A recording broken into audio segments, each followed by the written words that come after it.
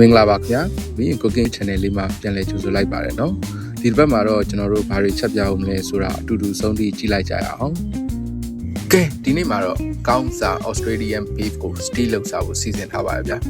နေကောင်းခါစားမှုကတွင်းလိုက်နေတဲ့ steam ကိုချက်ချင်းချက်စားချင်တာရဲ့အကြောင်း macro app ကခဏမှွေလိုက်ရင်ဒီသားကောင်ဈေးတန်တန်နဲ့ရောင်းနေတာလဲမြင်ရောညီမက order တင်လိုက်တာနောက်နေ့ကြာမှာ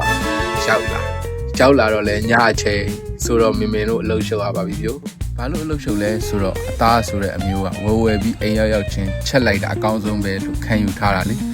ကတိကထများတာကတော့အခုလိုညဘက်ကြီးဆိုတော့ vlog ရိုက်ရတာပေါ့ဗျာဒါပေမဲ့ကိုကြည့်ရှုနေတဲ့လူတွေကိုဒီအသားလေးဘယ်လောက်လက်ဆက်လဲဆိုတာတက်တည်ပြခြင်းနဲ့စေတနာလေးရလဲအရင်ခံရှိနေတော့မီးစင်ရကင်မရာ setting ချိန်ရနဲ့ရှုပ်နေတာပြီးတော့မင်းကမှားထားတဲ့ပစ္စည်းဒီတိုင်းရေကတရာရဲ့ထင်ထားတတ်ဘူးဗျာ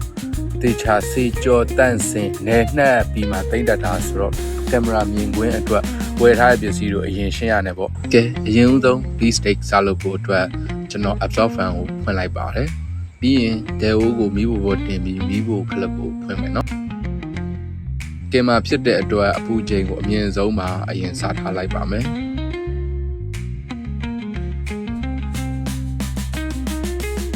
ပြီးရင်တော့အမဲသားကိုထုတ်ပြီးအသားတွေကအဆိုဓာတ်တွေကုန်းစင်6တွေ့သွား kitchen သုံးတီရှူလေးနဲ့တေးသေးချာချာလေးစိတ်ရှည်လက်ရှည်ထားပြီးတုပ်ပေးပါမယ်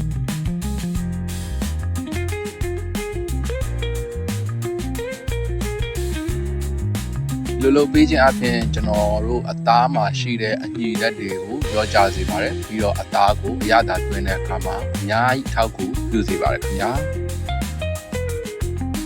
ဒီလိုကုန်းစင်အောင်တုပ်ပြီးသွားရင်တော့ဒဲအိုးနေထားရကျွန်တော်ကတော့နှစ်ပိုင်းထည့်လိုက်ရတယ်အမှန်တကယ်တော့ကျွန်တော်ကလူဖီလိုနီကူးဆိုပြီးတော့အတုံးလိုက်ကြည့်အဲ့လိုကြိုက်စားလိုက်ချင်တာဟောတစ်ဖက်မှာလည်းအသားကိုပြင်ဆင်နေတော့စောနာအပူပေးထားဒဲအိုးလေးကလည်းကိုလိုချင်တဲ့အပူချိန်ရောက်လာပြီဆိုတော့กินတဲ့အခါမှာအိုးမကက်ရအောင်ရဲအနက်မွေးစေချင်တာရဲအသားလေးကိုပိုးပြီးဤသွားစေချင်တာရဲကြောင့်ဟောဘက်လေးကိုထည့်လိုက်ပါတယ်တစ်ဖက်မှာတော့အသားကိုစားဖြူပေးပြီးနှံ့သွားအောင်တေချာပုတ်ပေးလိုက်ပါတယ်ပြီးတော့ဒဲအိုးထဲမှာအပူနဲ့ပျော်သွားတဲ့ထောပတ်ရည်တွေကိုဒီလိုလေးဟော့လို့လုပ်ပေးလိုက်ပါတယ်ဗျာစားနဲ့အရသာထည့်ပြီးသားမဲသားလက်ဆက်လေးကိုဘေးကြိုဆောင်ကနေစပူပေးနေအိုးမှာกินပါမယ်กินနေပူလာတော့ကျွန်တော်လက်အိတ်ချွတ်ပြီးညက်နဲ့ပြောင်းกินပါတယ်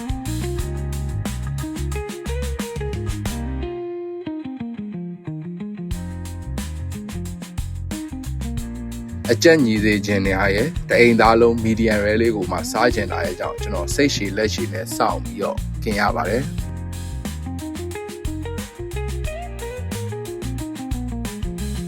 กินနေဒဲအိုးကကျင်းတော့တတုံးခဏအပြင်ထုတ်ထားလိုက်ပါတယ်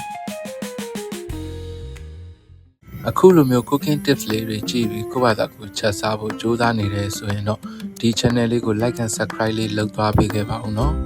နောက်တစ်ပတ်မှလည်းလွယ်ကူရိုးရှင်းပြီးအိမ်မှာကိုယ်တိုင်ဘယ်လိုမျိုးပြန်ချက်ကြည့်လို့ရလဲဆိုတဲ့ဗီဒီယိုလေးတွေထပ်လာဖို့ရှိလို့ notification ခေါင်းလောင်းလေးနှိပ်ထားခဲ့ဖို့မမေ့နဲ့နော်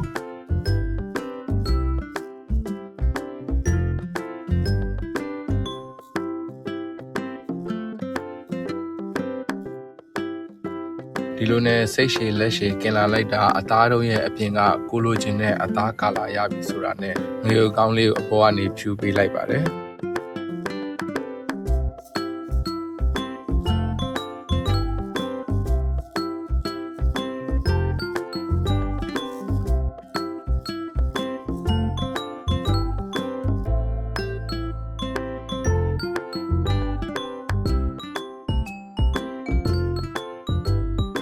ထအောက်လှမ်းပြီးတေချာလေးနှံ့ဆက်သွားအောင်အနေတော်လေးဖြူပြီးလိုက်တာပါ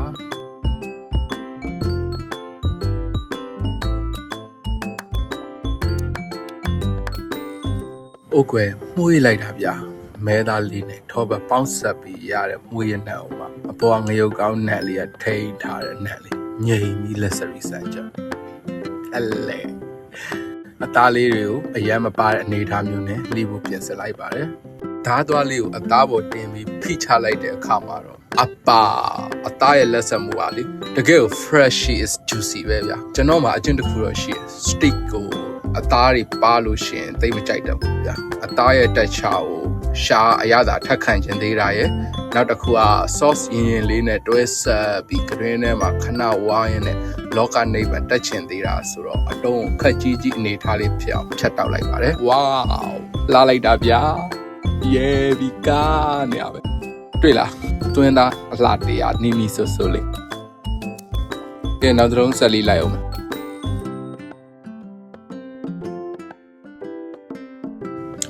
သူလည်းရဲကားလေးပဲကြိုက်တယ်ပြမယ်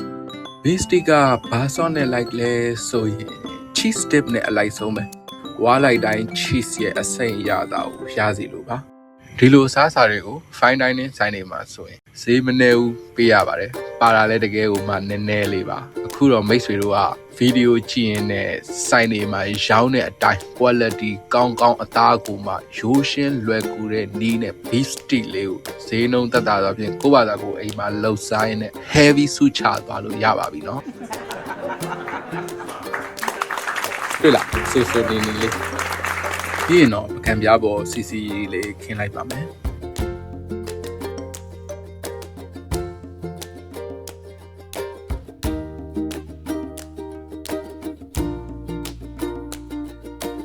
အရင်ဆုံးဥချပါတယ်စားကြပါအောင်ခင်ဗျာဘိုင်ဘိုင်